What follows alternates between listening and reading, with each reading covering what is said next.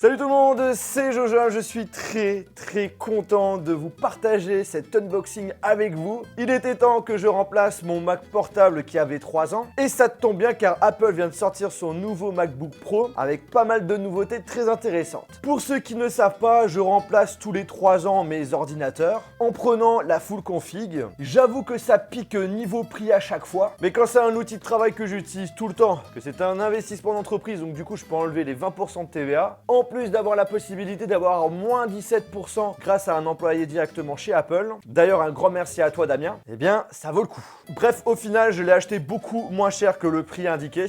Je pourrais même le revendre plus cher que le prix que je l'ai acheté pendant une bonne grosse année. Donc, achat plutôt intelligent. Bien entendu, ne voyez pas cette vidéo comme de la vantardise sur le fait que je mets le prix dans le titre. L'objectif, c'est de montrer les nouveaux produits que j'utilise. Et en mettant le prix, ça donne déjà une idée de la config. Et après, on va pas se mentir, ça reste également aguicheur. Je vous rappelle qu'on est sur YouTube. Aussi très important parce que j'en suis convaincu que je vais en avoir plein de commentaires. Ça ne veut pas dire que je présente d'autres ordinateurs portables sur ma chaîne YouTube, que je les utilise en perso. Je suis plutôt un utilisateur Mac, mais ça ne m'empêche pas de tourner des vidéos sur d'autres ordinateurs portables qui vont plus correspondre à d'autres personnes. Pour vous donner une idée, la majorité des ordinateurs portables que j'ai pu présenter sont utilisés directement par des personnes avec qui je bosse. Donc voici le fameux unboxing du MacBook Pro 16 pouces. Donc c'est fini les 15 pouces, vous pouvez plus en acheter directement chez Apple. Le format est similaire à un 15 pouces, sauf que l'écran est plus grand et on a donc moins de bords. J'ai vraiment attendu de tourner la vidéo pour l'ouvrir. Je peux vous dire que c'était très difficile d'être patient.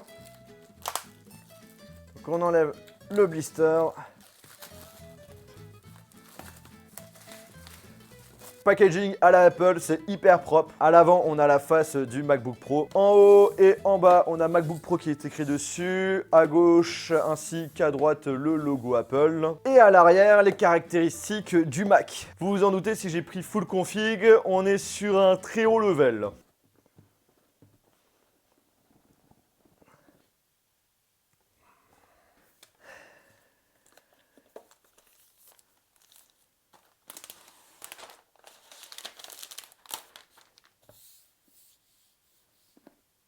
Oh, il est un petit peu abîmé. Ah merde. Un petit bout un petit peu abîmé. Pour le prix, on peut commencer à être quand même assez strict. Bah non, c'est pas de la colle. Bon, ça commence bien, je suis super content.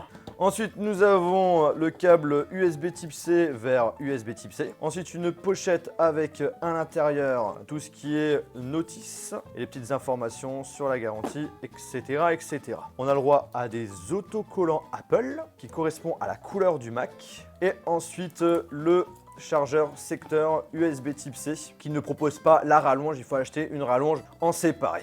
Et après le reste, il n'y a rien d'autre. Ok. 16 pouces, 15 pouces. Enfin franchement au niveau du design, c'est complètement ressemblant. Ouais, il est un petit peu plus haut en hauteur, un petit peu plus large, mais franchement, c'est vraiment plutôt kiff qu'autre chose. Quand on l'ouvre, boum. Là, je suis super content de retrouver ce clavier parce que avant, c'était une catastrophe. C'était affreux. Avant, on avait le clavier papillon qui permettait d'avoir un clavier plus fin et plus agréable à utiliser.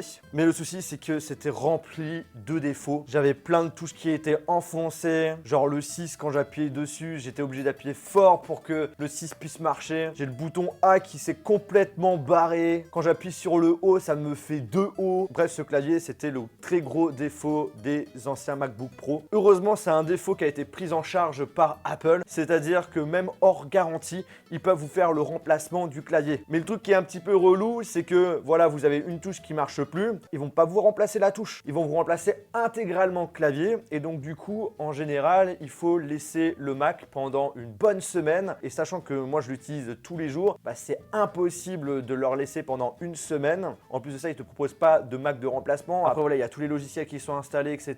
Bref, pour faire les transferts, c'est trop relou. Donc du coup, le fait d'avoir le nouveau MacBook Pro, je vais pouvoir enfin envoyer celui-ci en réparation. et que je vais pouvoir garder également pour les futures personnes qui bossent avec moi. Ici, on n'aura plus ce souci puisqu'on est revenu sur l'ancienne génération de clavier ciseaux, qui faisait très bien son taf et qui va sans doute le faire également ici. En parlant de clavier, il y a quelques petits trucs qui ont un petit peu changé. Le bouton Touch ID ainsi que Escape est séparé de la touch bar. Et ensuite, les boutons flèches ont également un petit peu changé. Alors, je vous avoue qu'au niveau du clavier, c'est quand même bien différent par rapport à avant. Il faut un petit peu se réhabituer. Mais personnellement, je préfère tomber sur un clavier qui fonctionne parfaitement qu'avec des défauts. Parce que celui-ci, je peux vous le dire, ces dernières semaines, j'ai sacrément souffert. Bon, dites-moi en commentaire, est-ce qu'il faut que je râle ou pas pour ce petit défaut? Après, j'ai envie de vous dire, j'ai pris l'Apple Care, au cas où, voilà. La configuration est terminée. Je peux voir enfin cet écran 16 pouces. Ah ouais, ça change quand même, hein. Sur les côtés à droite à gauche, là, on ressent une grosse différence. Maintenant, voilà, à voir avec l'usage comment ça va rendre. Je pense que je vais prendre plus plaisir à bosser dessus que sur le 15 pouces, ça c'est sûr. Je vais regarder si quand même au niveau de la config, ils ne se sont pas trompés.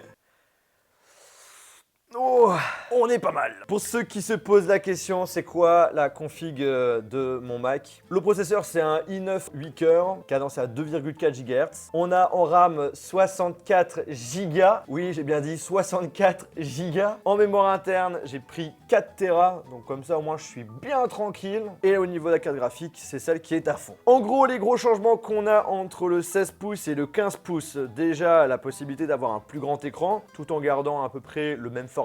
On a une bien meilleure autonomie, on a un meilleur système de refroidissement, la possibilité de monter jusqu'à 8 Tera en SSD en mémoire interne, c'est juste un truc de dingue. C'est le premier ordinateur portable à pouvoir proposer cette config. Personnellement, j'ai pas craqué sur 8 Tera, 4 Tera ça me suffit amplement. 1 Tera c'est vraiment ultra limité pour moi. 2 Tera je les ai remplis. Après bien entendu, j'ai aussi des disques durs externes pour faire de la sauvegarde et tout. Mais c'est vrai que quand tu travailles sur des fichiers assez lourds, surtout en vidéo, 4K 10 bits, ça peut se remplir assez rapidement et j'aime bien quand même conserver pas mal de choses en interne sur mon ordinateur. Et en plus de cela, en 2020, il y aura des très gros changements. J'en dis pas plus, mais je peux vous dire que le changement sera assez radical. La RAM, on peut monter jusqu'à 64 Go.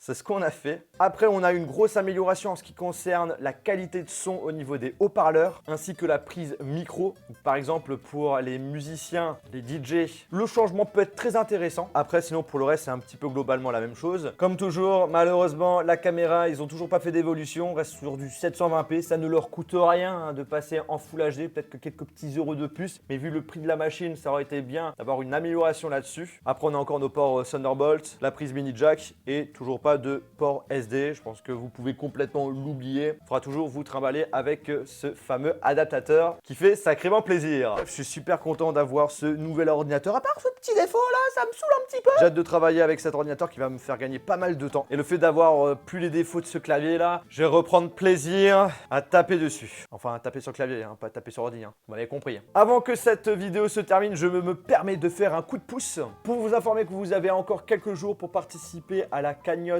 Ulule pour la BD tome 2 de Tubonia. En gros, c'est une BD qui transpose l'univers YouTube dans un univers fantastique. Et ce qui est cool, c'est que vous avez mon personnage dans un jeu de cartes. Les dessins sont super bien faits, l'histoire assez originale. Donc si ça vous intéresse, je vous laisse checker dans la description. Sur ce les amis, j'espère vraiment que cette vidéo vous a plu. N'hésitez pas à me dire en commentaire qu'est-ce que vous en pensez de ce nouveau MacBook Pro 16 pouces. Et sinon, on se retrouve dans une prochaine vidéo. Salut! Ah, je suis content de t'avoir toi! Ah là là!